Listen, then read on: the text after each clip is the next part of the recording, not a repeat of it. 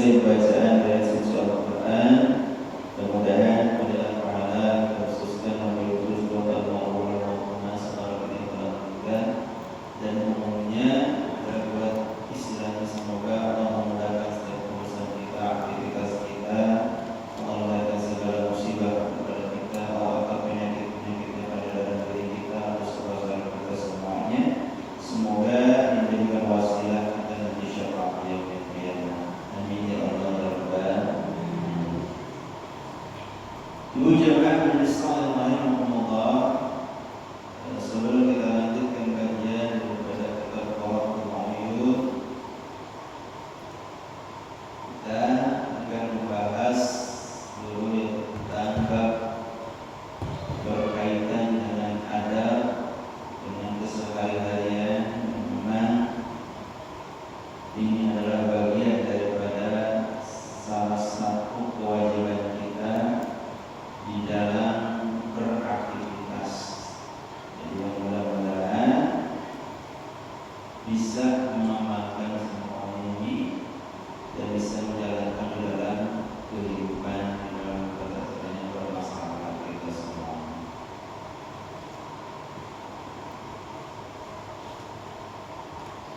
Dan dalam hadis yang diriwayatkan oleh Imam Bukhari dan Muslim dari sahabat Ibnu Mas'ud, yang beliau berkata, sesungguhnya baginda Nabi SAW bersabda, Inna syirqa yahdi ilal birri. Jadi sesungguhnya berkata benar atau jujur itu dapat menunjukkan kepada kebaikan. Jika berlaku jujur, berkata benar, ini bisa menunjukkan pada kebaikan. Kenapa? Karena kejujuran ini dapat menjadikan kebaikan itu bisa menunjukkan kepada seorang yang melakukan kebaikan itu akan menunjukkan kepada surga. Wa innal birra yahdi ila jannah, dan kebaikan itu dapat menunjukkan jalan ke surga. Ini salah satu jalan supaya kita bisa masuk surga, yaitu yang pertama kata Rasulullah ini berkata benar atau jujur. Jadi disebutkan bahwa orang yang berkata benar ini bisa menunjukkan kebaikan dan bisa menunjukkan ke jalan surga. Wa inna rajula yasadaqu hatta yuktaba 'inda Allahi siddiqan. Sesungguhnya seorang berkata benar ini hingga dicatat di sisi Allah ini sebagai orang yang benar. Jadi ketika seseorang mengatakan sesuatu perkara yang benar sampai dia dicatat di sisi Allah sebagai orang yang benar. Tetapi kebalikannya, wa inal kadhiba yahdi ilal fujur, bahwa perkataan dusta dapat menunjukkan atau dapat menghantarkan kepada perkara-perkara fujur. Fujur itu perkara yang buruk, perkara yang durhaka. Sementara wa inal fujuru yahdi ilan nar, dan perkataan dusta itu bisa menjatuhkan seseorang ke dalam neraka. Ini kebalikan daripada perkataan jujur. Wa inna rajula yakdzibu, dan ketika seseorang berdusta sehingga hatta yaktaba indallahi kadzdzaba, dicatat sebagai seorang pendusta. Jadi ini awal segala perkara kebaikan biasanya dari ucapan. Jadi jika seorang yang bisa berlaku jujur di dalam segala hal atau berkata yang benar, makanya falyakul khairan, usahakan berbicara itu yang baik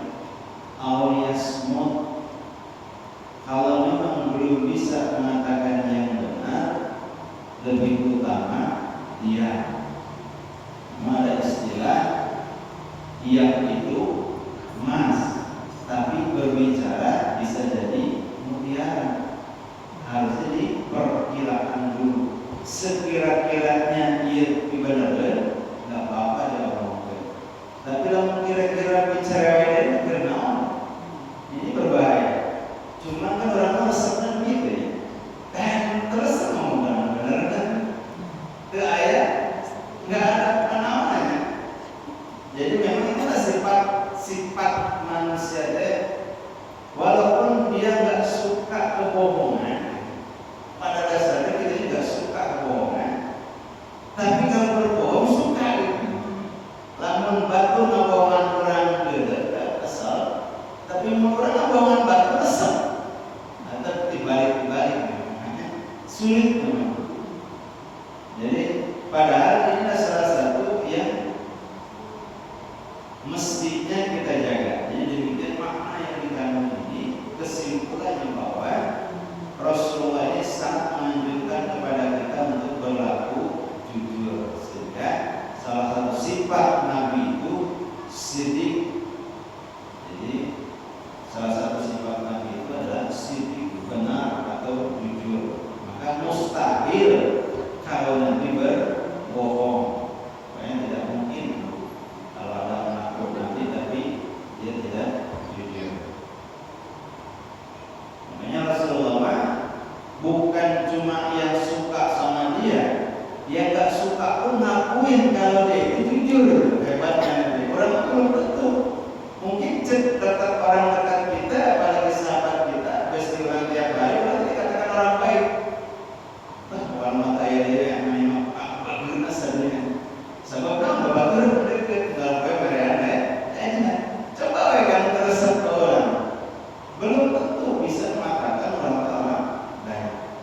Jadi kalau Nabi Abu Jahal sendiri mengakui bahwa Nabi Muhammad itu yang memberi gelar Al-Amin, orang yang amanah, orang yang jujur, itu mereka.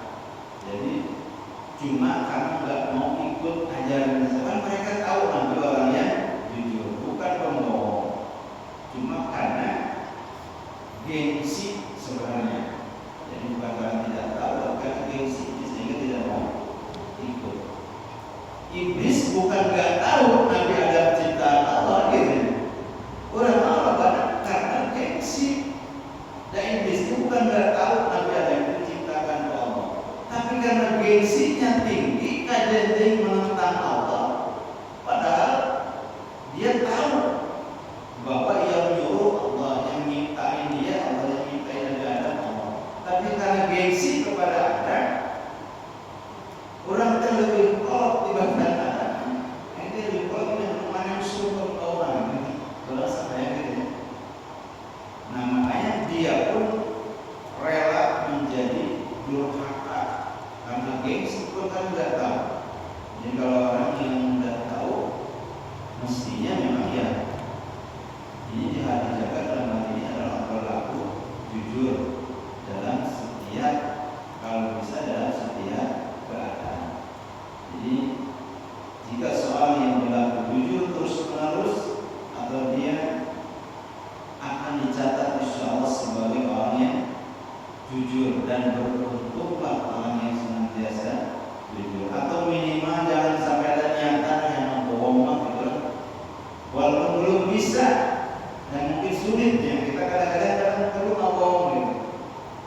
Ngomong di rumah, apalagi suami sama istri, kadang-kadang ya ayah bohongnya untuk apa?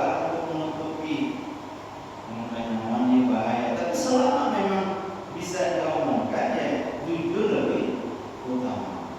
Ya jujur lebih, walaupun disebutkan as-sabr, jujur itu qul haqqa walau kana murran. Kalau berkata yang benar itu atau berkata jujur itu kadang-kadang perih, walaupun murran itu adalah walaupun sakit.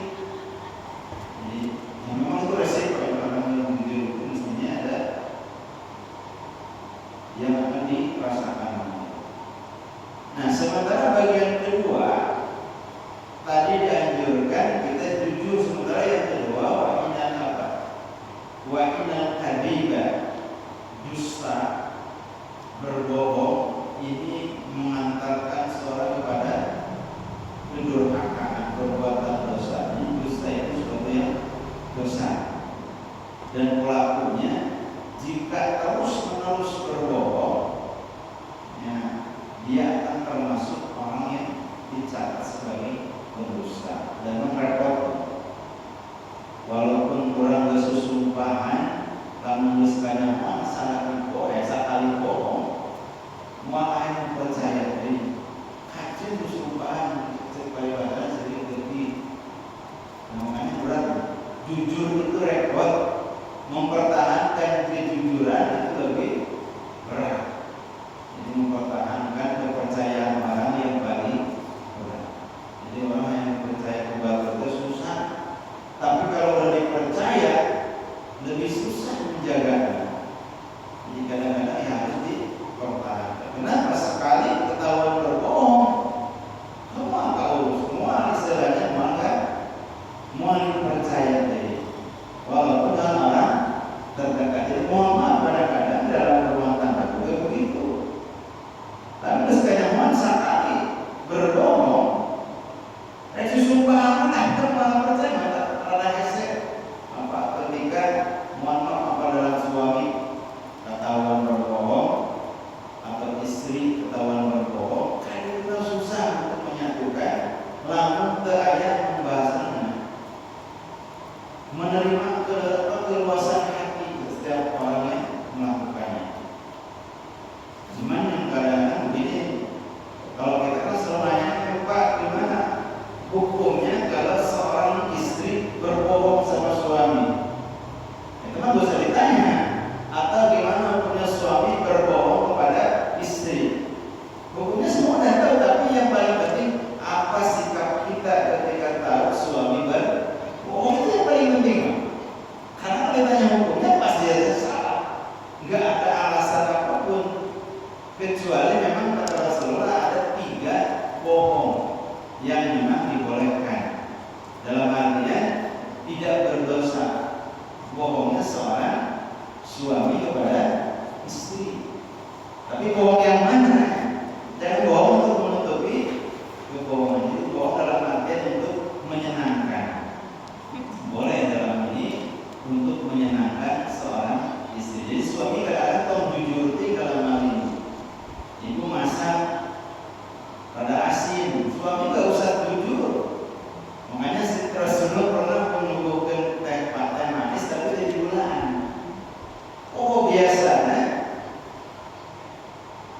kalau habis minum teh Nabi masuk dikasih teh minum apa 2 gelas itu berdua apa ya, karena itu ciri yang berpengantin kurang sepiring berdua saling bapak lagi dan pernah ya selama di pengantinan PKN saling bapak lagi nyata kok betul-betul kakak dari sakal dari tahu. Padahal kan itu melambangkan itu bahwa saling memaafkan itu Rasulullah seterusnya. Jadi makannya itu seterusnya bareng, istilahnya saling memaafkan. Suatu ketika nggak mau diminum atau nggak dikasih, sehingga Siti Aisyah marah. Biasanya kok udah minum dikasih kita, sehingga Nabi tidak berbicara jangan minum. Ternyata biasa minumannya atau tehnya ternyata pahit. Jadi tapi Nabi nggak marah.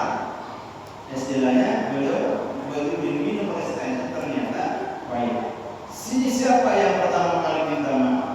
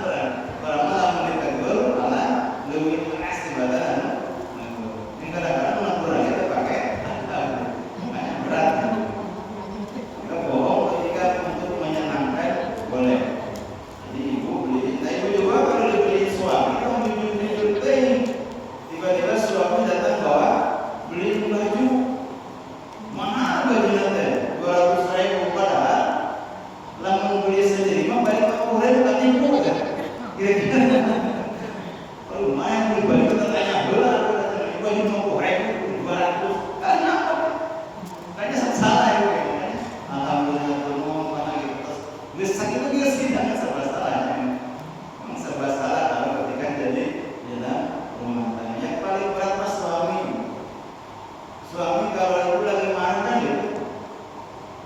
Suami kan dimarahin begitu ngomong, tak rumah cici. Kalau malah ngomong aku diam, kan gitu. Suatu saat dimarahin, ibu suaminya diam. Akhirnya kamu dimarahin diam, mau ngomong ke salah. Ayah cici kalau malah, sama cici mau ngomong terus penghargaan besar kasih aku majikan. Ayah bilang ngomong, cici nggak ngomong.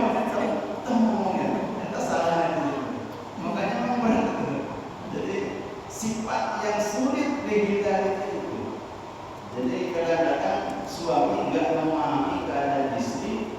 Sifat seorang perempuan, istri pun kadang-kadang tidak memahami sebenarnya apa yang mau dipahami oleh suami. Jadi begitu. Makanya jujurlah ini adalah penting yang mudah-mudahan ini. Dan yang kedua ini jangan meminimalisir bohong, walaupun untuk kebaikan. Tergantung situasi. Seperti tadi kalau beliin barang yang tak suka ya terusah marah. Barang beli ngomong dulu sepunten yang pernah beli. Ya terima baik gitu kan. Alhamdulillah saya ya keingetan. Daripada nggak bisa mungkin barang bawa begini saya kan itu ingat saya kemarin. Itu barang bawa bisa balik. Itu salah dia ya. Makanya memang ini berat. Tapi kalau itu membahagiakan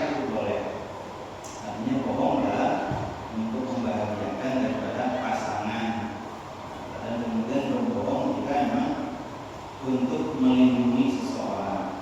Itu dalam hal ini boleh kita berbohong ketika ada seseorang yang memang akan diancam. Ini dalam hal ini dusta ada dua yang berlawanan, dan ini memang sifat yang dua-duanya banyak dicontohkan. Jujur sifatnya para nabi, dusta sifatnya iblis. Berbohong. Salah satu seseorang yang atau bisa mengendalikan kejujurannya yaitu karena tadi melihat segala sesuatu itu dari sisi baiknya, sisi positifnya, walaupun mungkin ternyata kalau diambil secara ini tidak disukai. Jujur itu kadang-kadang yang sulit untuk diterima, tapi ini besar pahalanya. Sedangkan dusta ini adalah sesuatu yang diingatkan oleh Allah, karena pada hakikatnya manusia itu selalu menutupi daripada kebohongan. Wallahu a'lam bishawab. Ini salah satu sifat yang diajarkan oleh sehingga di dalam kehidupan yang mudah-mudahan kita bisa meminimalisir kebohongan, bisa menganjurkan untuk senantiasa berbuat benar, jujur dalam setiap keadaan. Baik, selanjutnya kita lanjutkan pembahasan kita Qaulul. Kemarin sudah sampai kepada pembahasan tentang larangan untuk menyebarkan rahasia di dalam rumah tangga. Sampai tadi walaupun dalam kondisinya yang nggak bisa ngatur, kalau dalam kondisi aman mungkin bisa tidak menyebarkan rahasia. Tapi kalau dalam kondisi kita rumah tangga tidak aman, ini sulit untuk menjaga rahasia. Jadi tugas dan fungsinya mesti dijaga.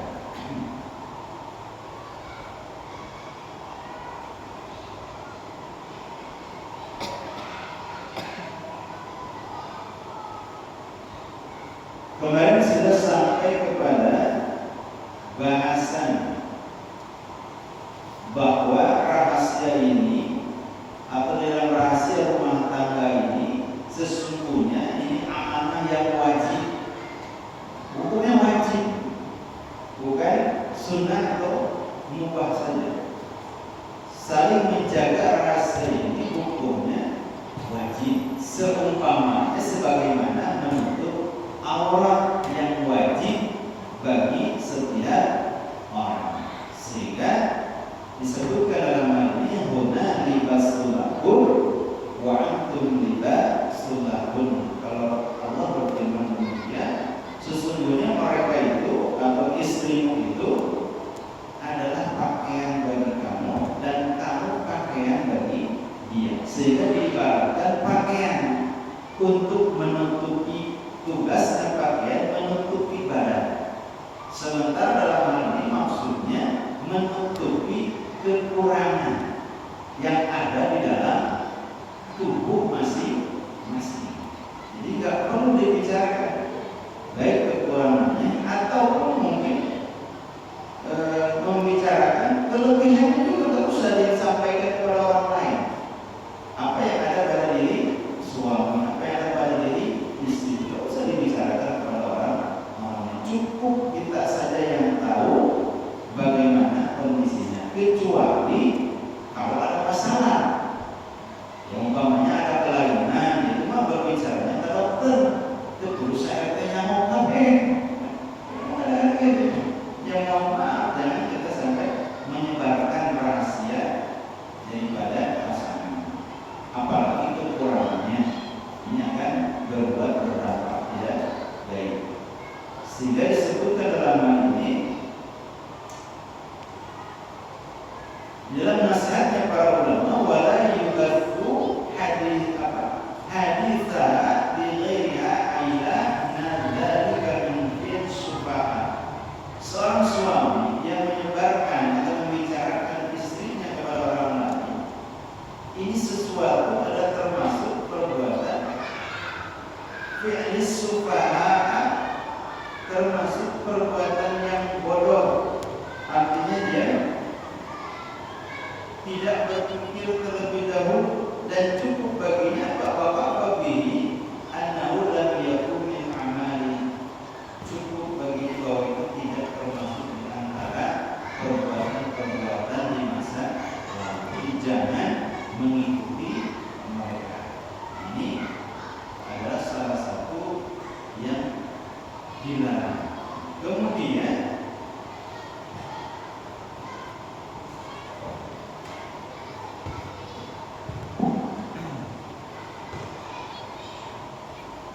yang selanjutnya ini termasuk wabah dahul imsak, seandainya pun terjadi. Di sini imsak ini bukan berarti imsak dalam hal bahasa, imsak ini berhenti. Cuma maksudnya adalah ketika terjadi perpisahan. Imsak di sini setelah terjadi perceraian, ya sa'i wa in, maka tahanlah wahai kawan, jika suila anadaka imsaka zukin, jika ditanyakan tentang istri, kalau mama akan menyampaikan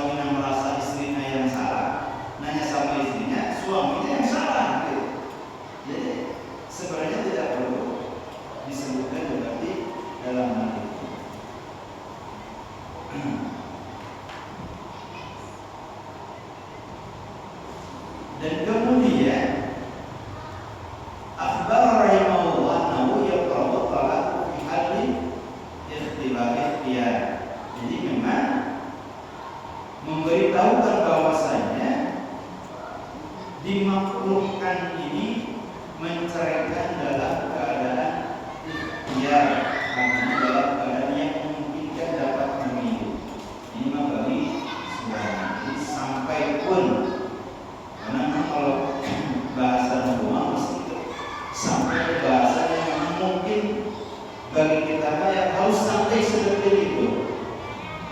Seandainya terjadi sesuatu mentalak ini makruh, seandainya masih ada jalan yang kira-kira untuk bisa memilih. Makanya kadang-kadang kalau dimasukin ke KUA, biasanya ada beberapa kali pertemuan ditanya, benar ini mau berpisah, apakah ada pertimbangan yang lain? Ditanya terus sampai 3 kali pertemuan, jawabannya tetap sama, baru dijawabkan. Nah, tapi kalau masih sebenarnya masih ada pilihan, tidak artinya yang satu masih ingin sebenarnya. Jadi ya, maka kadang-kadang ada sebagian orang, ini bukan kejadian di media saja, ketika seorang suami yang memang ketahuan banyak keselingkuhan ke bahasanya, lain sekali 2 kali, karena mencekurannya dengan sesuatu itu terus tinggal gini. Tapi ternyata ada seorang istri yang tetap bertahan dengan suaminya seperti itu, karena pertimbangannya luar biasa. Mungkin kita tidak mempertimbangkan anak, mempertimbangkan, tapi dengan catatan ya, walaupun mungkin minimal dia bisa berubah, itu namanya juga sifat. Cuma memang menerimanya tiap perempuan pasti berbeda. Yang kita sebenarnya seperti itu. Ada yang baru mendengar saja sudah terus naik darah. Tapi ada yang sudah mendengar, tapi nggak marah, tapi nggak marah, tidak apa diajak bicara. Nah ini kan emang makanya gimana hukumnya suami selingkuh? Oh saya tidak hukumnya, dari sabar, tapi gimana menyikapinya dengan ini? Apakah kemudian batu-batu, batu-batu, datang-datang tampil pembutuh? Nah ini yang paling penting. Jadi kadang-kadang udah nyawa sedikit secara emosi, nyawa sedikit, datang-datang juga pilih, datang-datang sedikit salah gitu, atau ajak ngomong, saya bilang. Jadi memang ini yang paling terpenting itu. Apa cara menyikapi? Karena pada dasarnya itu di luar logika, di luar nalar. Jadi bagaimana menyikapi perkara-perkara yang demikian. Jadi kalau seorang yang beriman mestinya lebih bisa menahan diri. Nah, kalau bisa diajak bicara. Sebab apa? Dengan kekerasan lagi bukan tambah benar, tambah pasti tambah parah nanti. Datang-datang malah dipakai lupa-lupa. Kamu kok ngomong-ngomong mengerti benar. Makanya, tapi rumah pada itu kuat dengan emosi, asal penghargaan gitu. Nah itu sulit, tidak bisa dipaksakan. Tetapi memang dalam hal ini yang paling terpenting kita bisa menjelaskan daripada perkara-perkara tersebut. Tetapi lakinna abadatu mubahati ilallahi lakon nahi.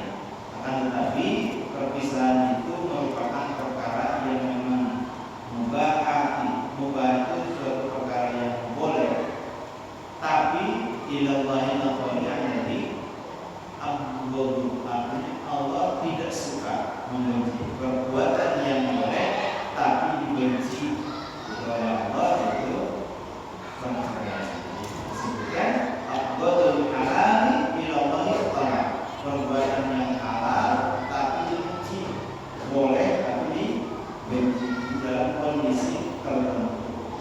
Tetapi ketika terjadi sesuatu, maka ini yang harus dijaga.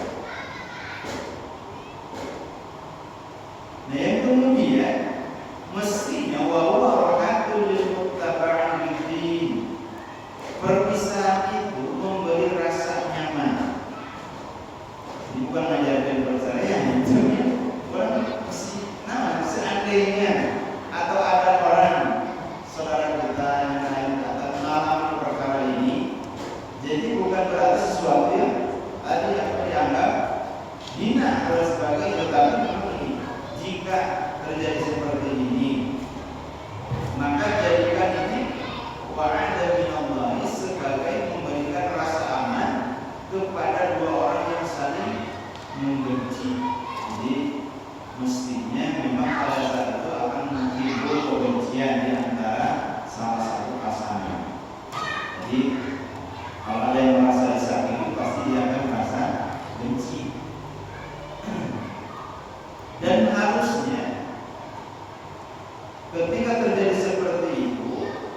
bisa memberikan rasa nyaman. Kenapa?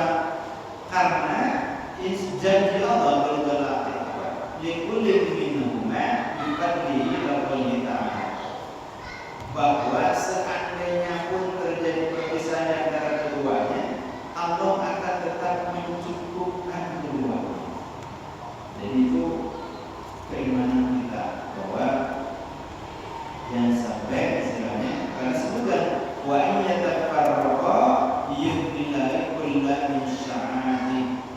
Jika keduanya berpisah, tafarraqa bercerai pimpirakan, maka Allah akan memberi kecukupan kepada masing-masing dari limpahan karunia. Tetap, jadi Allah tidak akan membiarkan keduanya selama dia bisa menjaga. Dan seandainya pembuatan namun tolak wala yata'arradu lidzikriha wa in su'ila anha, seandainya pun sudah terjadi demikian perpisahan, jangan istilahnya untuk menceritakan istrinya, pasangannya. Kalau suami menceritakan istrinya, istri menceritakan suaminya, meskipun dia ditanya sampai ke sini, walaupun orang pasti lain ngomong langsung orang benar ya, suami yang salah terus ditanya di orang yang yakin, dan yang ketemu orang pasti ceritakan orang yang mana. Itu catatan orang istilahnya kurang usaha, apalagi kalau kita yang benar. Padahal di sini lebih diutamakan jika terjadi seperti itu, jangan menceritakan tentang aib kenapa terjadi seperti gimana Pak kalau wawancara kawan-kawan. Sekarang kan bukan cuma satu dua orang yang tahu tadi. Apa ditanya di publik di muka umum. Dan cuma aib itu ngomong misalnya mana komen adalah salah. Jadi dianggapkan sombong aja karena itu bukan ranah untuk diketahui oleh publik. Cukup kita yang tahu. Mestinya dirahasiakan, jangan menjadi sumber.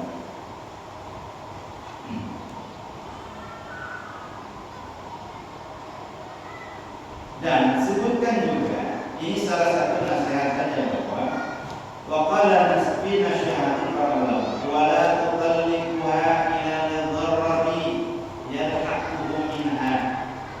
Jadi ketika menceraikan salah suami, janganlah dia menceraikan kecuali memang ada hal-hal yang membahayakan jika diteruskan. Jadi dalam hal ini seandainya masih bisa diajak ngobrol, bukan karena geus teu bobok, geus sudah tidak sejalan, yang geus tidak bisa diajak istilahnya ngobrol, selama masih bisa, maka dia jangan sampai menceraikan kecuali yang hal yang membahayakan.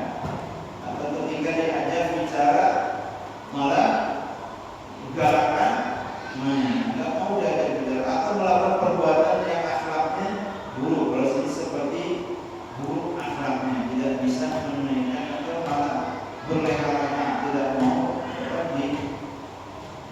diingatkan malah marah. Jadi ini respon yang memang akan diberikan, dipuji dengan istri yang seperti ini. Tetapi jika sabar, ini agak sulitnya begini. Gimana Pak kalau saya dikali dapat diberikan istri atau suami saya atau beragam ngobrolkan dulu. Nah lalu sikap kita apa?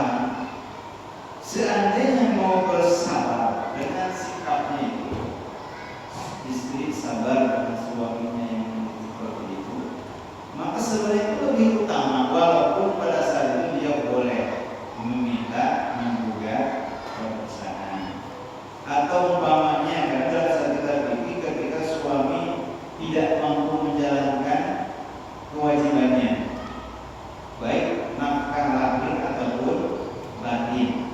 Ini juga boleh menggugat, tapi seandainya ibu sabar. Tapi biasanya saya luar biasa yang bisa lebih memiliki kesabaran itu seorang istri. Kenapa? Istri kalau suami dalam keadaan sakit, dia bisa mengurus, bisa nemenin dia, nyuapin suami. Walaupun sakit udah tahunan, ini udah kejadian bukan satu dua orang istri. Suaminya sakit masih rela nungguin bekerja, nyuapin.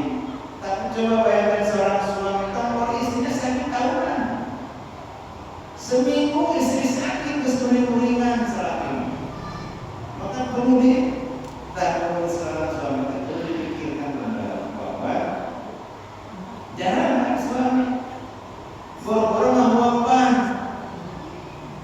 lama melipur itu kalau kebatul dalam wawapan majikan orang bergeling beda jadi istri.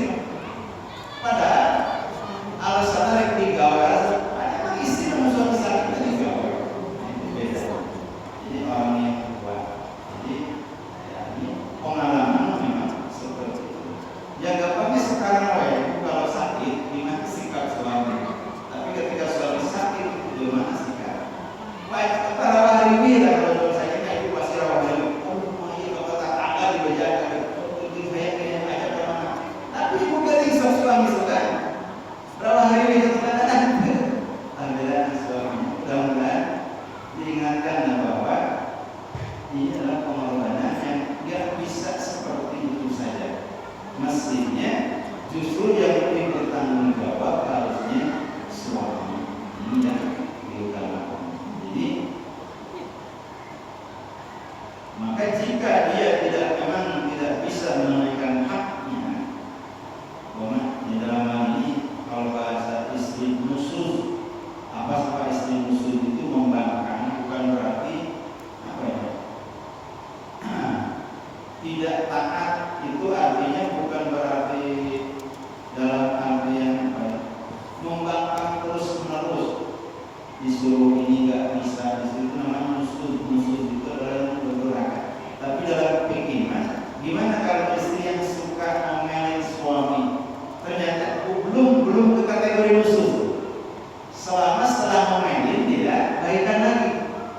Musuh itu dititah ia kumum, dititah itu titah sholat gelar, dititah baca dititah ngaji Korea. Itu musuh itu artinya ketika diperintah untuk perkara yang baik dia nolak. Tapi kalau cuma sekedar marah-marah itu fitrah. Jadi suami jangan gampang sedang mengambil kain tinggal terus sampai itu. Karena fitrah seorang perempuan begitu. Lamun ngomong ngecebrok fitrahnya begitu. Pasti kalau lagi marah mau katakan maka seorang laki-laki jadilah pendengar yang baik. Walaupun sampai sana dengar itu, mana yang mau cici-cici ngomong atau tidak bersalah. Kadang-kadang begitu itu fitrah. Jadi dan memang ini kejadiannya bukan di zaman akhir ini. Jadi semua istrinya Sayyidina Umar pun demikian. Jadi suami itu jadilah pendengar yang baik. Biarkan saja sampai selesai dia ngomong, baru kita ngobrol. Jadi jangan ngobrolnya jangan di start gitu, jangan sampai kita ngobrol pada saat kita sedang berbicara. Karena ini adalah fitrah daripada seorang istri. Nah yang kemudian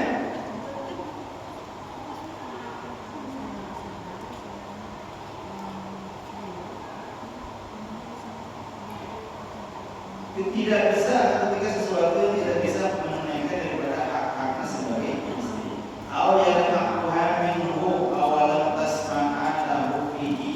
Atau menimpa diri istri dari suaminya, jadi tidak bermurah hati. Jadi istri mungkin sampai sangklong esnek berterima kasih ke suami teh, maka itu dalam hal ini memang boleh kamu kuat-kuat ini. Tapi kalau cuma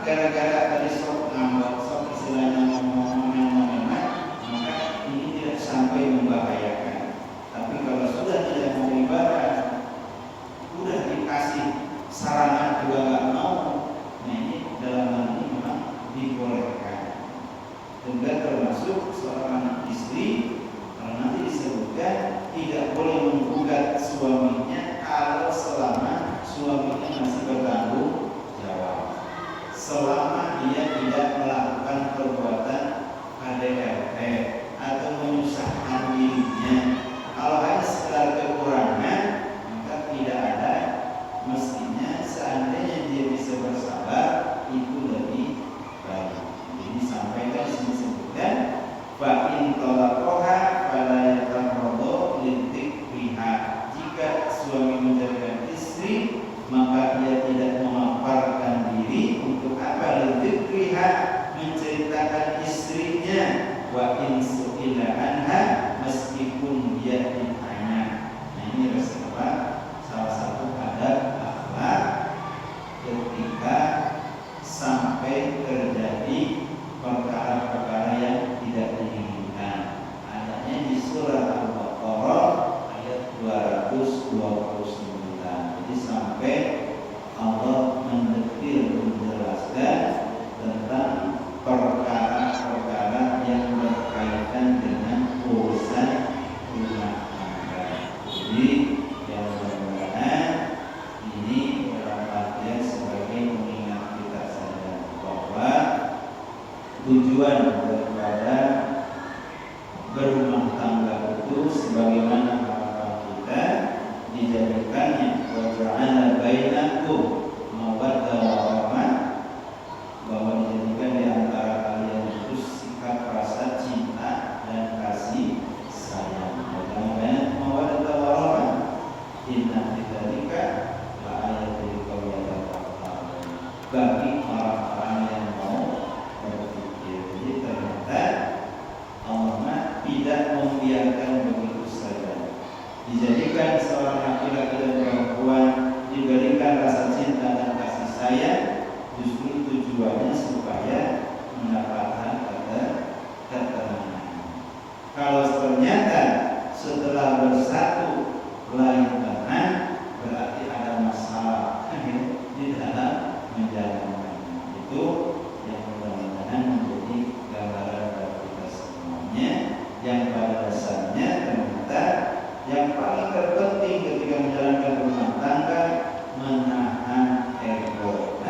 Jadi kan intinya itu saling menahan ego. Kalau ini bisa dilaksanakan, insya Allah aman. Tapi kalau ini tidak bisa dilaksanakan, ya agak sulit untuk mencapai kata Allah Subhanahu wa taala.